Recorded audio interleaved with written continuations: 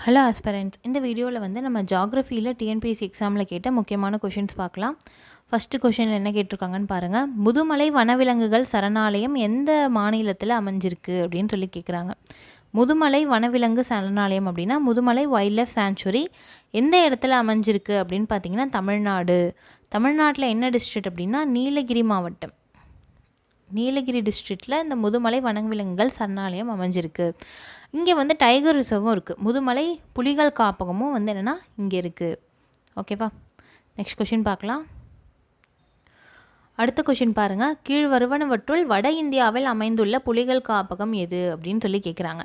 இதில் தென்னிந்தியாவா வட இந்தியாவா கண்டுபிடிக்கணும். நம்மளுக்கு எந்த மாநிலம் அப்படின்னு தெரியணும். அப்போ தான் வந்து நம்ம கண்டுபிடிக்க முடியும். ஃபஸ்ட்டு பார்த்தீங்கன்னா களக்காடு முண்டந்துறை எங்கே இருக்குது அப்படின்னா தமிழ்நாடு. தமிழ்நாடு வட இந்தியாவில் இருக்கா? தென்னிந்தியாவில் தானே இருக்குது. ஸோ இது கிடையாது. பத்ரா எங்கே இருக்குது அப்படின்னு பார்த்தீங்கன்னா பத்ரா பந்திப்பூர் ரெண்டுமே எங்கே இருக்குது அப்படின்னா கர்நாடகா. ரெண்டுமே வந்து பத்ரா பந்திப்பூர் ரெண்டுமே கர்நாடகாவில் இருக்குது. இது மூணுமே சவுத் இந்தியா தான். அப்போ எது நார்த்து அப்படின்னு பார்த்தீங்கன்னா துத்வா தான். துத்வா எங்கே இருக்குது அப்படின்னா உத்தரப்பிரதேசத்தில் இருக்கிற ஒரு புலிகள் காப்பகம். ஓகேவா, வேறு என்னென்ன தமிழ்நாட்டில் புலிகள் காப்பகம் இருக்குது அப்படின்றலாம் நம்ம தனியாக வந்து வீடியோஸ் போட்டிருக்கோம். அதில் வந்து பாருங்கள். இந்தியாவில் முக்கியமான புலிகள் காப்பகம் எந்த ஸ்டேட்டில் இருக்குது அப்படின்றத நான் வந்து இன்னொரு வீடியோவில் வந்து உங்களுக்கு அப்லோட் பண்ணுறேன். நெக்ஸ்ட் கொஷின் பார்க்கலாம். அடுத்த கொஷின் பாருங்கள். பின் வருவனவற்றுள் கிழக்கு மற்றும் மேற்கு தொடர்ச்சி மலைகளை இணைக்கும் இடம் எது அப்படின்னு சொல்லி கேட்குறாங்க. சவுத் வந்து என்னென்னா சவுத் இந்தியா இப்படி தான் இருக்கும். இந்த பக்கம் பார்த்தீங்கன்னா மலை வந்து என்னென்னா மேற்கு தொடர்ச்சி மலை இப்படி தொடர்ச்சியாக வரும். கிழக்கு தொடர்ச்சி மலை வந்து என்னென்னா தொடர்ச்சியாக வராது, கொஞ்சம் விட்டு வரும். இது ரெண்டும் எங்கே சந்திச்சுக்கும் அப்படின்னு பார்த்தீங்கன்னா இந்த பக்கம் நீலகிரியில் வந்து சந்திச்சுக்கும். நீலகிரி அப்படின்றது என்னென்னா 3 ஸ்டேட்டோட பார்டர் வந்து நீலகிரியில் இருக்கும். இந்த பக்கம் பார்த்தீங்கன்னா தமிழ்நாடு இப்படி இருக்கா, தமிழ்நாடு இப்படி இருக்குது. இந்த பக்கம் பார்த்தீங்கன்னா கேரளா இருக்கும், கேரளா இப்படி இருக்கும். இந்த பக்கம் மேலே வந்து கர்நாடகா இருக்கும். இந்த மூணுத்துக்கும் நடுவில் வந்து ஒரு டிஸ்ட்ரிக்ட் இருக்குது நீலகிரி. தமிழ்நாட்டில் தான் அந்த டிஸ்ட்ரிக்ட் இருக்குது. பட் இருந்தாலும் என்னென்னா அந்த மலைகள் வந்து என்னென்னா மற்ற 2 ஸ்டேட்லேயுமே இருக்குது, மேற்கு தொடர்ச்சி மலைகள். ஸோ என்னென்னா அந்த கார்னரில் இருக்குது. அங்கே தான் வந்து என்னென்னா மேற்கு தொடர்ச்சி மலை கிழக்கு தொடர்ச்சி மலை ரெண்டுமே வந்து சந்திச்சிக்கிற பாயிண்ட்டு. ஓகேவா, அதனால் நீலகிரி கொஞ்சம் முக்கியமான ஒரு பிளேஸ் தமிழ்நாட்டில். நெக்ஸ்ட் கொஷின் பார்க்கலாம். கானா அப்படின்ற பறவைகள் சரணாலயம் எங்கே இருக்குது? பறவைகள் சரணாலயம் மாநிலத்தோட மேட்ச் பண்ண சொல்லியிருக்காங்க. கானா அப்படின்ற பறவைகள் சரணாலயம் வந்து எங்கே இருக்குன்னா ராஜஸ்தானில் இருக்குது. அப்படின்னா என்னது 2 அப்படின்றது தான் ஃபஸ்ட்டுக்கான ஆன்சர். அடுத்தது ரங்கனத்திட்டு எங்கே இருக்குது அப்படின்னு பார்த்தீங்கன்னா பறவைகள் சரணாலயம் கர்நாடகாவில் இருக்குது. அதில் 1. வேடந்தாங்கல் எங்கே இருக்குது நம்மளுக்கு தெரியும், தமிழ்நாட்டில் இருக்குது 4. மாலாப்பட்டி எங்கே இருக்குது அப்படின்னா ஆந்திர பிரதேசத்தில் மாலாப்பட்டி பறவைகள் சரணாலயம் இருக்குது. தமிழ்நாட்டில் இன்னும் நிறைய பறவைகள் சரணாலயம் இருக்குது. கூந்தன்குளம் திருநெல்வேலி மாவட்டத்தில் இருக்குது. வேடந்தாங்கல் செங்கல்பட்டில் இருக்குது. இது இல்லாமல் கரிக்கிளி இதுவும் செங்கல்பட்டில் தான் இருக்குது, கரிக்கிளி பறவைகள் சரணாலயம். அடுத்தது கரைவெட்டி இப்போ ரீசெண்டாக சொல்லியிருக்காங்க அரியலூர் மாவட்டத்தில் இருக்குது. இது மாதிரி தமிழ்நாட்டில் நிறைய பறவைகள் சரணாலயம் வந்து இருக்குது. ஓகேவா, இது மாதிரி பறவைகள் சரணாலயம் கொடுத்து மேட்ச் பண்ண சொல்லலாம், புலிகள் காப்பகம் கொடுத்து சொல்லலாம், உயிர்கோள காப்பகம் கொடுத்து மேட்ச் பண்ண சொல்லலாம். இது எல்லாமே எந்தெந்த ஸ்டேட்டில் இருக்குது அப்படின்றது கொஞ்சம் முக்கியம். நெக்ஸ்ட் கொஷின் பார்க்கலாம். நெக்ஸ்ட் கொஷின் பாருங்கள். பொறுத்துக வந்து கொடுத்துருக்காங்க. மன்னார் வளைகுடா, நீலகிரி, சுந்தரவனக்காடுகள், நந்தாதேவி. இதை வந்து பொறுத்து சொல்லியிருக்காங்க. முதல்ல நமக்கு தெரிஞ்சதெல்லாம் பார்க்கலாம். மன்னார் வளைகுடா அப்படின்றது எங்கே இருக்குது அப்படின்னு பார்த்தீங்கன்னா தமிழ்நாடு இங்கே இருக்குது. இந்தியாவில் வந்து இங்கே கீழே தமிழ்நாடு இருக்குது அப்படின்னா இங்கே வந்து இலங்கை இருக்குது. ரெண்டுத்துக்கும் நடுவில் இருக்கிற இந்த பிளேஸ் தான் வந்து என்னென்னா மன்னார் வளைகுடா. அந்த மன்னார் வளைகுடா வந்து என்னென்னா என்ன சொல்லுவாங்க அப்படின்னு பார்த்தீங்கன்னா மன்னார் வளைகுடா பேர் உயிரியல் சொர்க்கம் அப்படின்னு சொல்கிறாங்க. பாரடைஸ் ஆஃப் பயாலஜிஸ்ட் அப்படின்னு சொல்லுவாங்க மன்னார் வளைகுடாவை. பாரடைஸ்னால் என்னது? சொர்க்கம். பயாலஜிஸ்ட்னால் உயிரியல் படிக்கிறவங்களுக்கான பாரடைஸ், சொர்க்கம் அது அப்படின்னு சொல்கிறாங்க. ஏன்னா அங்கே நிறையா வகை உயிரினங்கள் வந்து இருக்குது, அதனால் அப்படி சொல்கிறாங்க. அதனால் ஃபஸ்ட்டுக்கு 4 வரும். நீலகிரி உத்தரப்பிரதேசம் மேற்கு வங்கம் எதுக்குமே சூட் ஆகாது. ஸோ மலை உயிரிய மிகுவளம், மலையில் வந்து என்னென்னா நிறைய உயிரினங்கள் வாழுது இல்லை, அதனால் வந்து மலை உயிரிய மிகுவளம் அப்படின்னு சொல்கிறாங்க.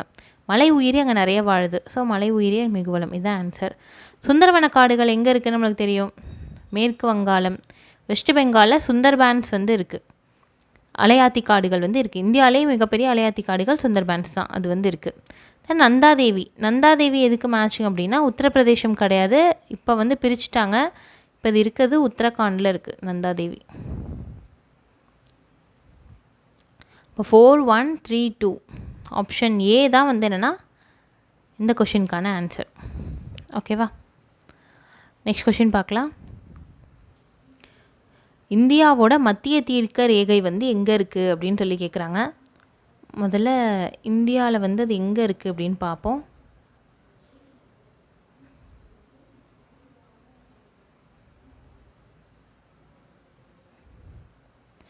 இப்படி இருக்குது இந்தியா அப்படின்னு வச்சுப்போம். இந்த பக்கம் பார்த்தீங்கன்னா உத்தரப்பிரதேஷில் மிர்சாப்பூர் அப்படின்ற ஒரு இடம் வந்து இருக்குது.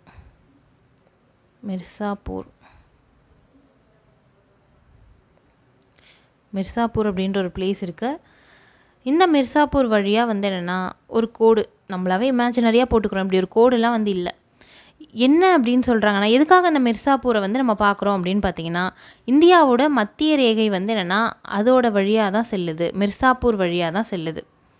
ஏன் வந்து அதை அங்கே கொண்டு போய் வச்சுருக்கோம், நம்ம தமிழ்நாட்டில் எங்கேயாவது வைக்க வேண்டியதானே அப்படின்னு பார்த்தீங்கன்னா, இந்தியாவோட நடுமத்தியில் வச்சுருக்காங்க.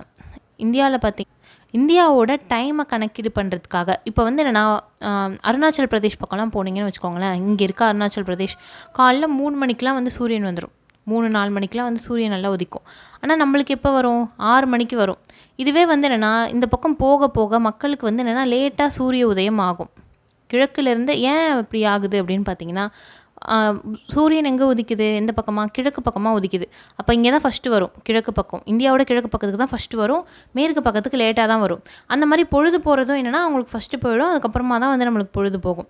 இந்த மாதிரி இருந்துச்சு அப்படின்னா ஒவ்வொரு இடத்துக்கும் ஒவ்வொரு டைம் வச்சுக்கிட்டோன்னு வச்சுக்கோங்களேன். நம்ம எல்லாமே சூரிய உதயம்னா எல்லாருமே 6 மணி தான் அப்படின்னு வச்சுட்டோன்னா எவ்வளோ கன்ஃபியூஷனாக இருக்கும். அருணாச்சல் பிரதேஷ் வந்து என்னென்னா நம்மளுக்கு ஒரு 3 மணி நேரம் 2 மணி நேரத்துக்கு முன்னாடியே சூரிய உதயம் ஆகிடும். ஸோ அதனால் அவங்க 2 மணி நேரத்துக்கு முன்னாடியே அவங்களுக்கு 6 மணி அப்படின்னு காட்டும். ஆனால் நிறைய கன்ஃபியூஷன் வரும்.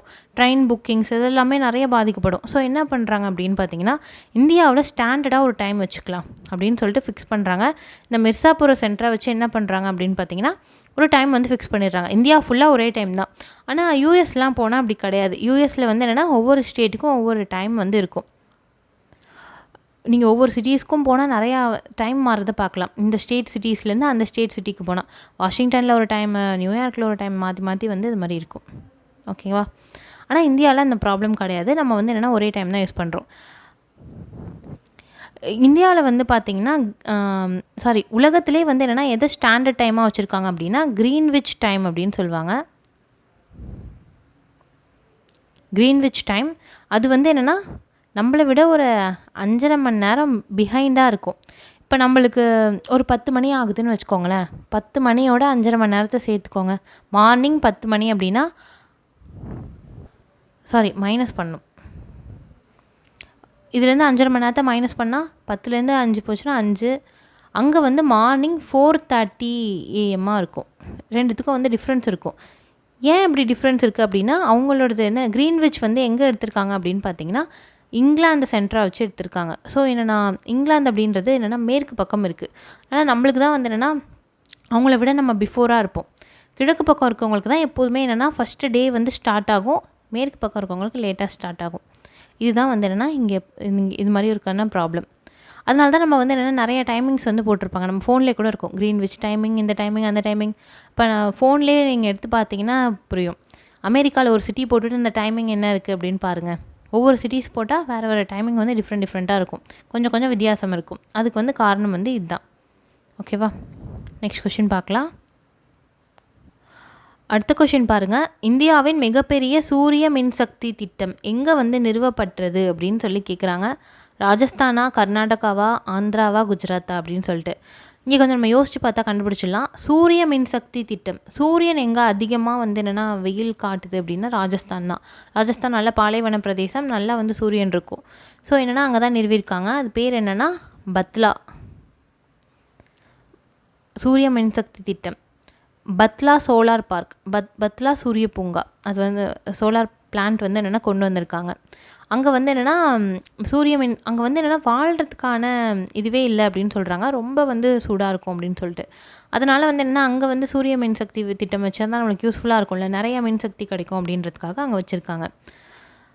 வேறு முக்கியமான சோலார் பிளான்ட் என்ன அப்படின்னு பார்க்கலாம். சூரிய மின்சக்தி திட்டம் வேறு எங்கே இருக்குன்னா